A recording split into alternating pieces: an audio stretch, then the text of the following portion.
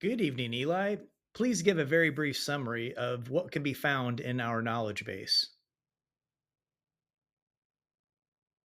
Hey there, quick snapshot of what we've got in the library. It's a mix of forensic engineering investigations that span the country. Think Kansas, Missouri, Arkansas, and a few outposts in other states. The reports cover a range of damage scenarios, hail blows the sides of the industry. So, you get the idea. I'm going to focus specifically on the DigitalOcean Gradient AI platform and how I've implemented it using OpenSearch as a knowledge base. And I'm using the serverless mode. Or you can use your own hosting with GPUs and such, but I don't do that.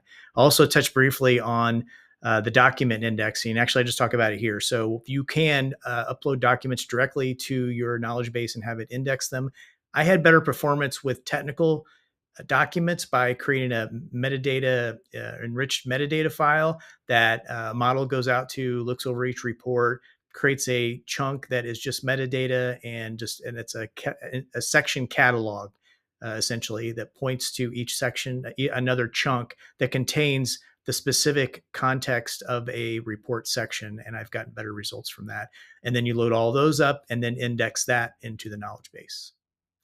And here is the DigitalOcean Gradient AI platform. If you go out to DigitalOcean and you don't have an account, just set one up. And then when you go to the agent platform on the left, this is what you will see. And it's got really good documentation that you can go over. Don't worry about the creation of GPU droplets. You don't need those. You can use the serverless platform and it works very well. The first thing you'll need to do is create a workspace. I've already got one created. I just named it My Agents. You can name it whatever you want. The intent is to keep things grouped together. So if you have different projects or clients, you can do that. You'll hit Create Agent, and this is where you'll name your agent. We will just call ours Frank for the purpose of this example. Now you'll need an agent prompt, and this is where you'll want to think about what the role of your agent is. In this case, I'm just going to copy the example that they provide, where you can look that up in the documentation and paste it in here. And you will constantly iterate on this prompt. You get 1,000 characters in the prompt, which I think that's a good thing. At first, I wasn't too happy about it, but it actually keeps the prompt very focused, the agent very focused. And there's other ways around it, such as you can do agent chaining. So you can have one agent call another agent. So that's how you can scale your agent platform.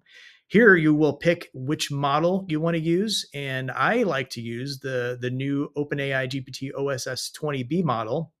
And there's two reasons. One is because I can run this locally on my Mac Pro with 24 gigs of memory, so I can do local testing with it, then deploy it here so that it's internet accessible. The other reason is because the client that I'm actually working on for this project wants to eventually host this locally. And by getting experience with this model, I can then ensure that I can replicate or attempt to replicate the results that I get here in a local environment. With more memory, you could also run this 120B. For my use case, I haven't seen that much difference, and the 20B is a little cheaper, and it shows the pricing on here. And that's another great thing to note is this is dirt cheap. For 5 cents for 1 million input tokens, that goes a long ways. Much better pricing than even the Llama model and performance that I was using before. So this platform is even more useful than ever, in my opinion. Now, the next thing is you're going to want to create a knowledge base. And I right now has a placeholder, and I will show you how to create that knowledge base after we create the agent. So I'll do that in the next section.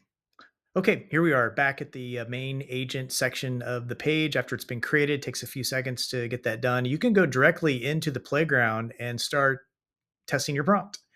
What you want to do, though, if you need a knowledge base, is go over here to resources.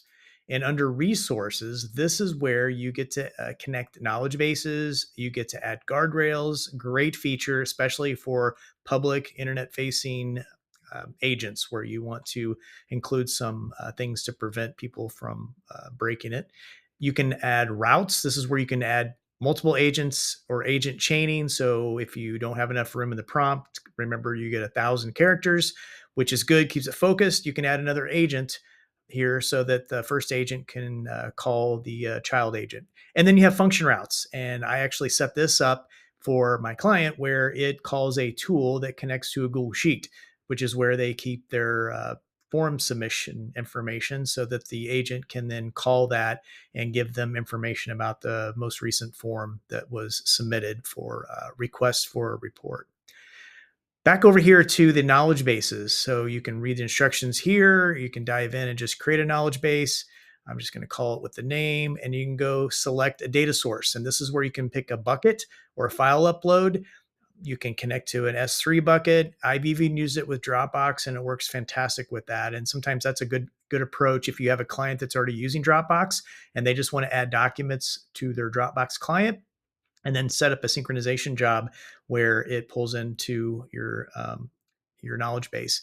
One caveat there is that the built-in synchronization is going to be for the same Dropbox account as what you've registered with your DigitalOcean account. But for this case, we're just going to do a file upload. I'm going to go grab some file on my desktop. Let's just pick that one. It's a PDF. You could pick many. I have thousands of different chunk files in here. I used to load PDF files, and what I found for my use case is that I need to do some pre-metadata chunking of those into text files instead of just loading the raw PDFs. But you just need to test it with your documents and see how it works. The next thing you'll want to do is you'll need to select a database. I happen to have already have created one, but this is where you would, if you don't have one, you would create one. This is the biggest charge of this platform. It costs $20 a month. That gives you an OpenSearch database that I have used for multiple use cases. OpenSearch is designed in a way where it uses an indexing model that will keep those separate. Now I'm going to select the knowledge that OpenSearch knowledge base, and then this is where you have to pick the embedding tokens, and you get 3 choices. So they keep it pretty simple. GTE large is what I use for fairly complex technical content, and it works very well for pretty basic content, such as questions and answers that you might use for request for proposal type use cases. I've used this Q&A embedding model, which is very cheap. It's extremely cheap. It's hardly noticeable whenever you do the embeddings. Obviously, if you do it at very large scale, it can get very expensive. But the good thing is if you're getting to this scale where you're indexing a terabyte of data, first of all, congratulations. And second of all, the nice thing is you can scale up from one document where it costs less than a fraction of a penny to spending $22,500 to index a terabyte of data. So if you need it, it's available. And then you just create the knowledge base, and then it will be ready in just a few minutes.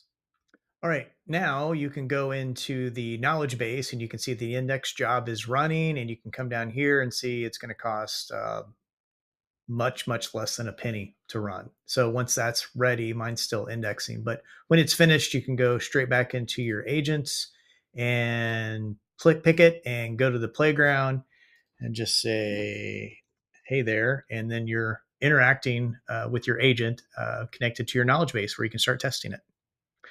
All right. So now, once you've got your knowledge base connected and you want to test it, like I mentioned, you can go to the playground and test it out. And when you're ready to host it, there's a couple ways you can do that. One way is if you set this to public. I'll actually set it to public if you ever want to use it outside the playground. So once you set it to public, now you have access to the chatbot code snippet that you could go into any vibe coding platform and copy and paste this, and it'll drop the code in, and the agent's accessible as a little chat bubble on the front of the site. Or you can go to GoDaddy or any of those platforms where it'll say, if you want to add a chat agent, just add your snippet. And this is the snippet you would use.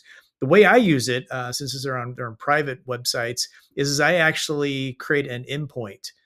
So here's the documentation for the endpoint. And this is the endpoint link that you would use that you would then add to Open Web UI. So whenever you create the pipe and just reference Cole's videos on how to create a pipe for N8N, it's the same thing. Just tell Claude Code to take that pipe, modify it so that it can handle DigitalOcean, tell it to do some research on DigitalOcean's agents, and it will create that for you. If you need help, let me know. I've got a copy I can provide to you. And then you will need to get the key, and then the key is actually, you have to create that. So there's 2 things you need. You need the endpoint, and then you'll need to create a key. Right here is how you create that.